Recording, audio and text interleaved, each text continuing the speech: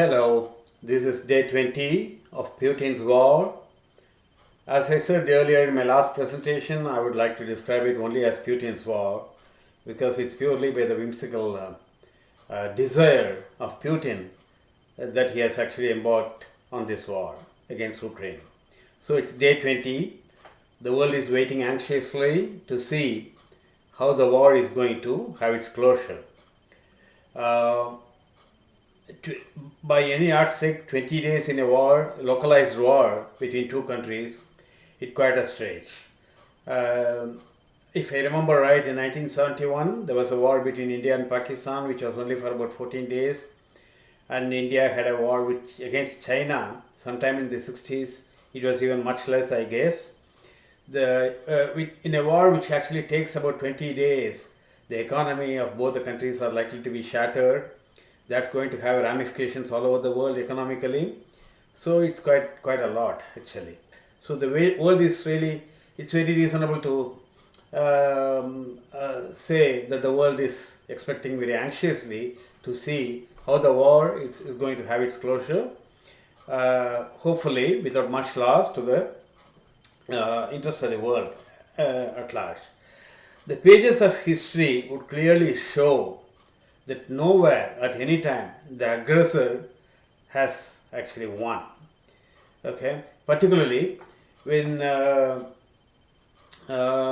with the local population being so determined as in Ukraine, led by a very astute leader in the form of Zellensky, there is no way Putin is going to have a free hand, or Russia is going to have a free hand, as we mentioned even last time.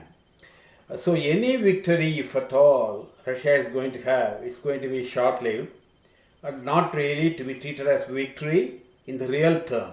Okay, so all in all, I feel Putin has very badly miscalculated in his jingoistic pursuit, essentially to prove the might of Russia under his leadership. It's all about Putin. It's all about Putin. Putin just wants to prove that he is the most effective, efficient leader, the strongest possible leader in Russia, possibly after Joseph Stalin. So he wants to have the entire the Soviet Union states under his control. So Ukraine possibly is the first step towards that end. He has been actually showing his colors every now and then. But now, this audacious move against Ukraine is the first step.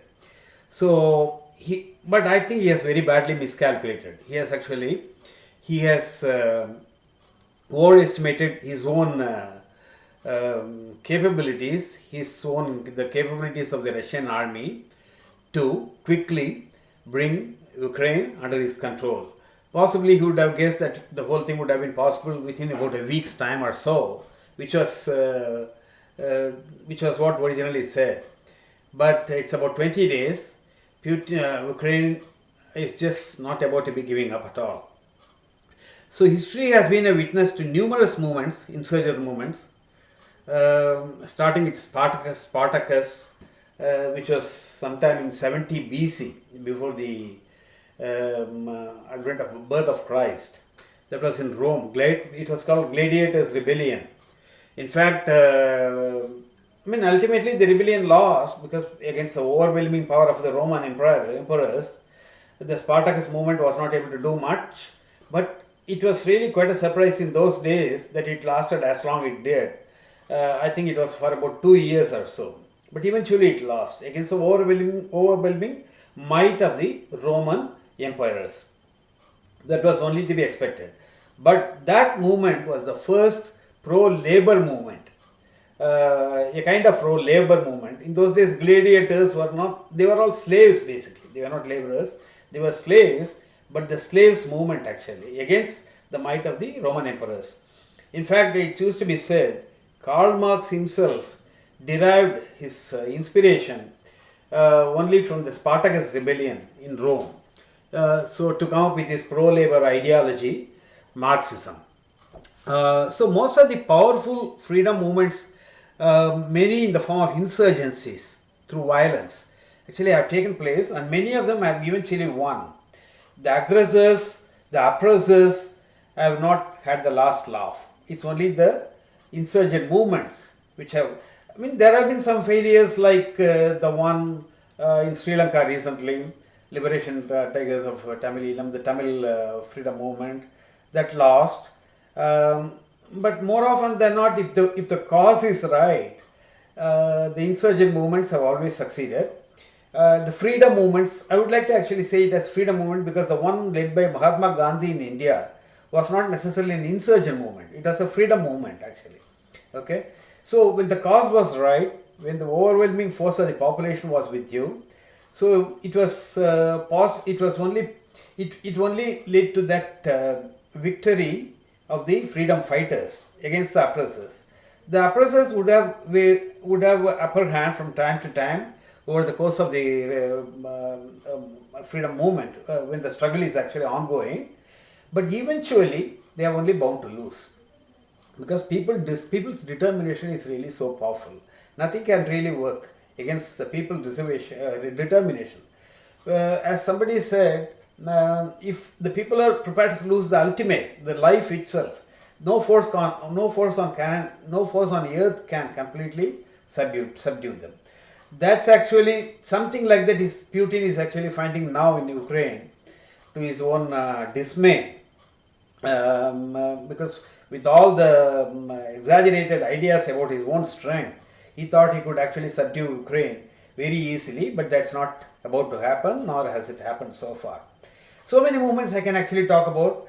The movement led by the maverick religious cleric Ayatollah Khomeini against the Shah of Iran. He was all along only in France, actually sitting in France exile, but he was actually leading the movement in Iran. Nelson Mandela within South Africa, Martin Luther King in US. But that was Dr. King has an advantage because he was actually fighting within a democratic system. So to that extent, it was not really, as challenging as the other ones. Lenin himself, the October Revolution within Russia. So when the population is so determined, when the movement is really so strong, no oppressor can gain an upper hand eventually with all whatever armed might that they have. So which is what Russia is right now. But the world is actually becoming anxious right now because it's not just any small country. It's not a country like Sudan or any third world country or a country like one of the countries in Africa or Latin America that's actually fighting around right now. It is a war being waged by Russia in the most unreasonable of circumstances against a very peace-loving neighboring nation, Ukraine, which is considerably less powerful militarily, economically, and politically. But the leader Zellensky has actually proved to be quite a handful for Putin. Okay, Putin has met more than his match in the form of Zellensky. After the Second World War, it will be quite. Zelensky would compare very favorably with Winston Churchill, who was a bulwark against the rise of Hitler, Nazis, the Germans. Without Winston Churchill, the world would not be in this place that we find ourselves right now. It would be a totally different place, probably under the control of the Axis powers, as they were called, Italy, Japan, and Germany. Okay, so Winston Churchill rose to the occasion. He was a man for the hour. So similarly, Zelensky is now the man of the hour in Ukraine right now. So it should be particularly noted that when the threat or aggression is from outside, it becomes even more difficult for the aggressor to have a clean sway. When it happens within the country, possibly against a dictator being opposed by the local population, then the dictator possibly may have some advantage, at least for a start, at least for a short while, because he has got all the armed force. He has got at least a section of the local population to support him, with which you can suppress the masses. But when the aggressor is actually from outside, an external aggressor, like in the case of Russia right now, for example. So what happens is it has the effect of uniting the masses emotionally, the patriotic fervour, the nationalistic pride, those things actually come to the fore. That reaches a crescendo. Okay, the whole population rises in revolt, the rises in opposition to the external aggressor. So, so eventually, what happens is the aggressor, when the aggressor is as powerful as Russia right now, they can kill any number of civilians. They can cause untold destruction that they have been causing right now. They are causing right now. They have even bombed the maternity hospitals and all that right now. So many civilians have died so far. So all of those things. But how long, how many days Russia would be able to do it? Putin would be able to do it. The problem with the dictator is the buck stops with him. See, in the case of democracy, what happens is, and that's the beauty of democracy. It's a collective, leadership, and the prime minister or the president is the first among equals, and they are all really equals. Everyone, there is an open, free flowing discussion, a threadbare analysis of things as they take place, the events as they take place. There's a very objective discussion. Eventually, the conclusion that they arrive at, the decision may be wrong, like it has been wrong in the case of America itself quite a few times. But the discussions, the consultations, that really goes on before the decision is arrived at, that's actually very collective. That's really very healthy. But in the case of a dictatorship, that never happens. The dictator more often. See, Putin is, as I said last time, Putin is still not, has not become a full-blown dictator as of now. He is still in what you call a guided democracy, as they would say. It's not actually a democracy, it's a pretense of a democracy where Putin is the head. But he is an autocrat all the same, all the time. Okay? That's the reason why he is not able to do, why he is not able to completely suppress the freedom of speech and all that, totally. Unhesitatingly is not able to do it, because there is definitely some opposition in Russia, and from time to time you see that opposition, actually the face of the opposition. Like recently we actually saw in one of the TV channels, there was a lady from the TV studio, within the TV studio itself, she said no to war openly. So these are some of the things that that's really very extremely difficult to control, even in a guided democracy, because people have the urge to make their feelings well known, which is what she did. So Putin doesn't really still have the unalloyed, or he doesn't really have unrestricted control over everything. He's still not the monarch of all his surveys, they say. Okay, still there are people to question his decisions. That's the reason why a few influential oligarchs have actually questioned. So what is Putin? What do you think? What would we infer right now about the mindset of Putin at the moment? Would Putin be reviewing his decision to go for a war with Ukraine right now? Would his ego allow? He may be doing it, because Putin is not a completely irrational fellow, irrational leader like Hitler. Hitler was quite irrational, I would say.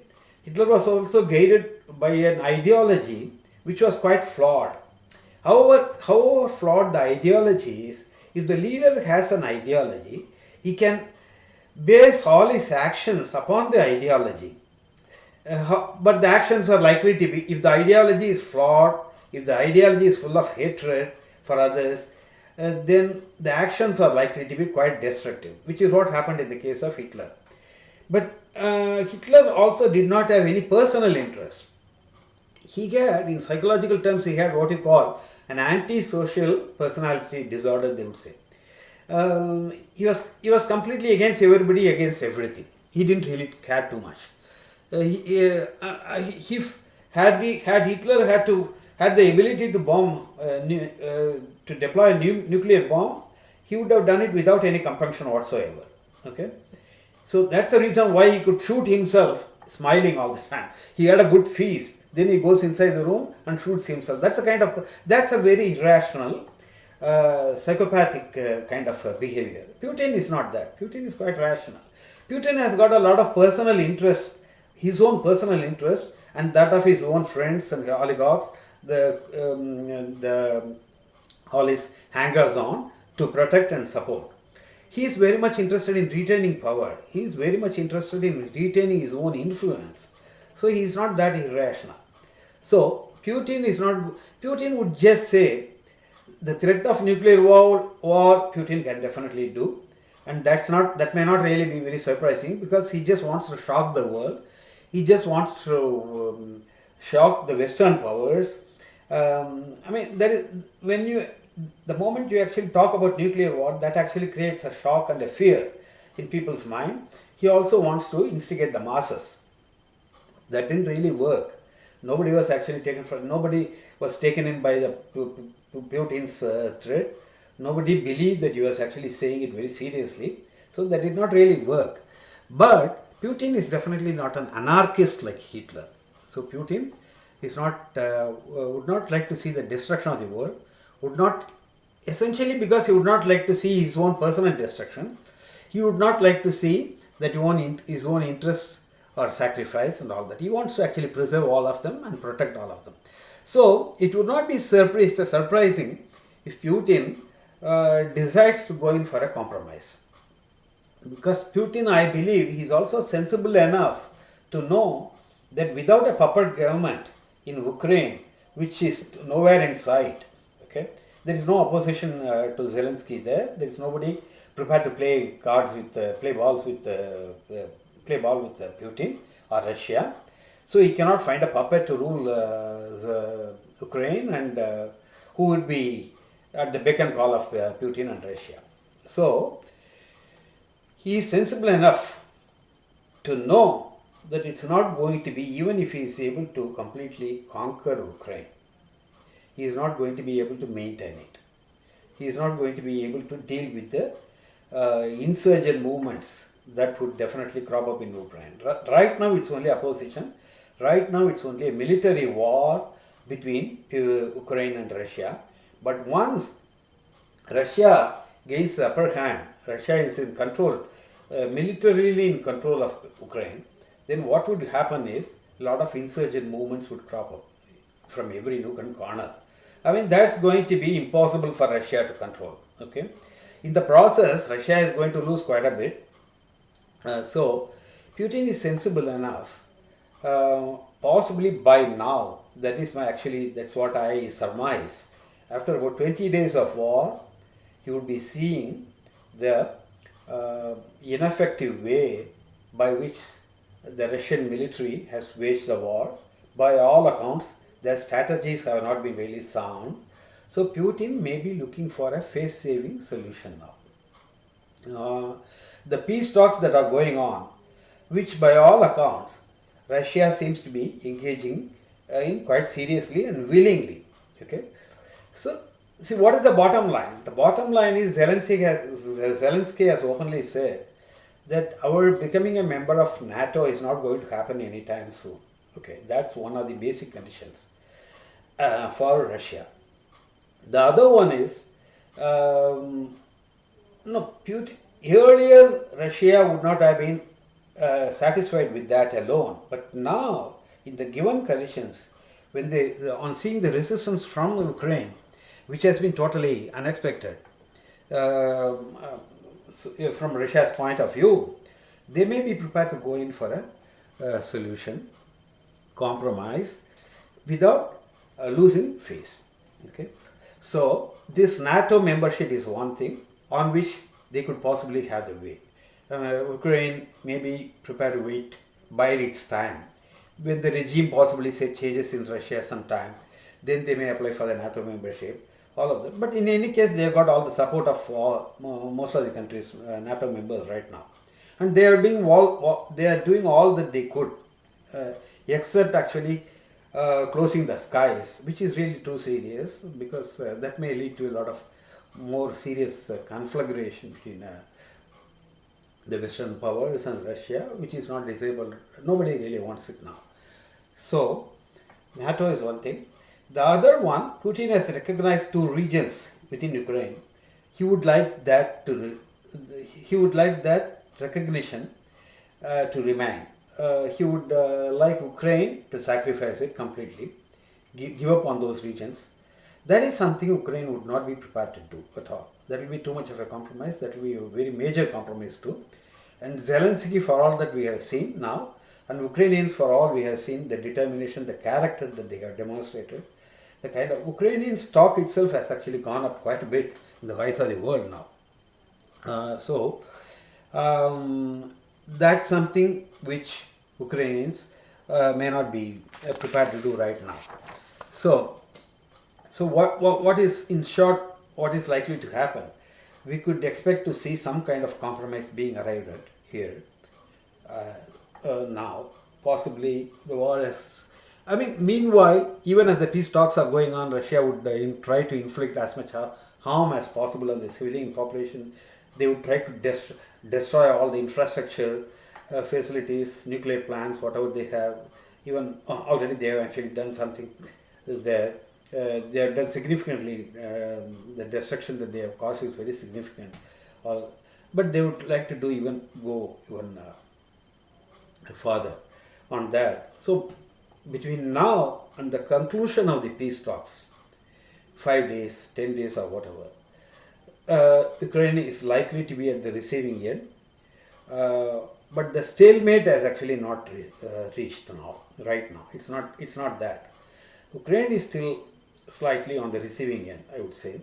But Russia's advances have actually not made as much as they would have liked. The pace seems to be really very slow. Even for a layman like me, we can actually say a war stretching on for about 20 days, a war waged by a much, much bigger country, stronger country against a weaker country, and that lasts for about 20 days, which means it's not actually going according to plan. So it's very simple. But the war is likely to come to an end. It's not likely to drag on for long by the way it actually goes. But Ukraine has been considerably strengthened by the support extended by the Western powers in a very psychological, moral way, even militarily to a great extent. But what after the war? What after the war, particularly in the case of Putin? That's what remains to be seen. I very strongly believe that Putin is not going to be the same Putin anymore. He's not going to be as strong anymore. As far as the other powers, Western powers are concerned, this war has been a blessing in disguise for them, though it's very sad to say so. Ukraine has lost heavily on this, and they have been at the receiving end. But Putin has been put in check now. Economically, the sanctions are not going to be eased anytime soon. Now, when the Western powers see that Putin's hands have been weakened, he is also likely to be questioned within Russia by influential sections of people. Already it has started, and once the war is over, it's likely to be even more. So Putin's hands are going to be really weakened. The economy is going to be weakened. Militarily, they would have actually lost quite a bit because waging a war for about 20 days, that would set the country back economically quite a bit. So its hands are going to be really weakened. Now the Western powers would like to even further tighten the screws. So let's actually see. I strongly believe that Putin's days would definitely be numbered after this. He may try to become even more oppressive. He may go for strong arm methods. He may try to curtail the freedom even more. But all that, many dictators have tried this before, but most of them have only failed. People who have succeeded with those measures have succeeded only for so much time, but not for long, not forever. Putin, in the given conditions, in the kind of system that the country has, it's not likely to be able to hold power for long.